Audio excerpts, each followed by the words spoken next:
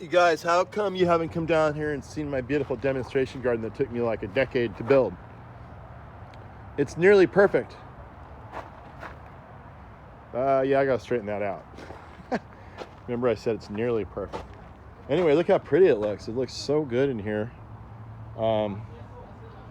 We even now have a few, we had to take our Chilean wine palm out of here, and we replaced it with this just gorgeous Paragibea cocoides that's totally stripped. Looks just like a coconut tree. It fits right into the notch that we built. Look at the notch. See the notch that we built right there?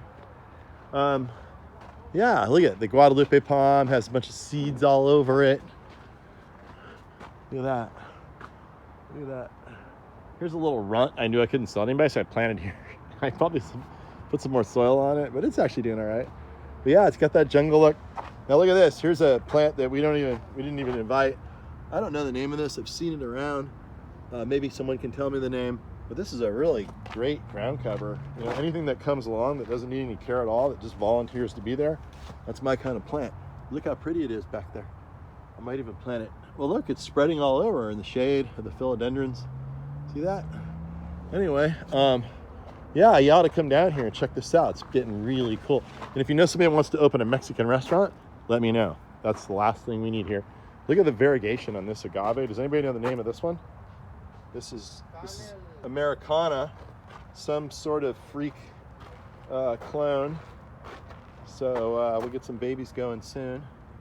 Right there. We'll be selling that one. The epiphytes aren't doing so well. Well, I guess that one's doing all right. The mama plant's not doing so well. Yeah, it's looking really good. Our variegated agapanthus, always beautiful. Right next to the variegated clivia. I got the new bench back here. I found those two metal things on the side of the freeway. And that bench I ripped out. It was a walkway like 30 years ago on a landscape job I did. And it's been following me around. I used two of them for a bridge, and then that was left over. I finally used it. Yeah, look at that beautiful Bumontia grandiflora taking off. Got our cup of gold vine here. And what I wanted to show you, there's so much to show you, but what I really wanted to show you, I just took I don't get down here very often, but I just took a quick look at our mango tree. This is down in the bay where it's really foggy and cool, like here. By the way, look at our red banana. Oh my goodness, it's huge. And our Hedesepi palm, look, it's growing. Look at the new shoot. Yeah, the mango, I hardly ever get down to, ow! I hardly ever get down to look at it, but I came around the corner and I was like, holy moly, look at all the fruit it just made. It's just loaded full of fruit. The tree doesn't look very pretty, I have to admit. It's got a bunch of this anthracnose, you know, from the cool weather, but it refuses to die. It's kind of an experiment. It's got fruit all over it. Look at that. And it's hanging in there, you know? So if we can grow it here, you can grow it just about anywhere, but look down here. Look at this. Look at that beautiful mango right there. So this one here, you could actually pick this and it'll ripen up and you can eat it. It'll be delicious. I'm gonna let it get a little bigger. But I've eaten mangoes smaller than this and they were really good. Just pick them off the tree and let them ripen up, just like you would with an avocado. I don't see any other big ones, but it'll be interesting to see what happens to like the 500 fruit that are on this thing right now. So I'd say, yeah, you know, this mango thing. Ow! Stop it! Who planted that? I need a thornless agave here. Yeah, this mango thing, if you can grow it here in the shade, you should be able to grow it anywhere. We should have planted it against the building where it's really sunny and hot.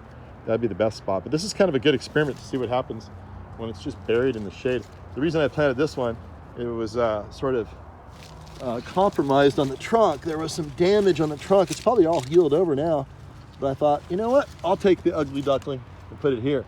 So yeah, we'll just have to wait and see what happens. Of course, we're entering winter, so we'll see. This is a trick. Oh! Who designed this garden? Anyway, there it is, back by the Baja Bug, the beautiful mango. This one's actually not native to Baja, but developed in Baja. That's why it's so tough. But yeah, if you can make it one fruit here in these conditions, then you should be able to make one fruit anywhere. I'm hoping to get this thing like a big tree above the van. So you look above the van, I'll show you the advantage I was thinking about. So when you look above the van, you'll look up and you'll see this mango growing. Well, you can see it a little bit. Oh, look, yeah, you can see it. But I want it to be over the van. I want mangoes to be dropping on the Voodoo van. Here's the Voodoo van with all my surf stickers. There it is. Got the rusty top. Now look, there are mangoes hanging out right there. So someday we'll have a big tree above this van. And when you're sitting in the van, you're gonna hear it ka-plunk, ka-plunk, ka-plunk. And you'll know those are mangoes. Whew.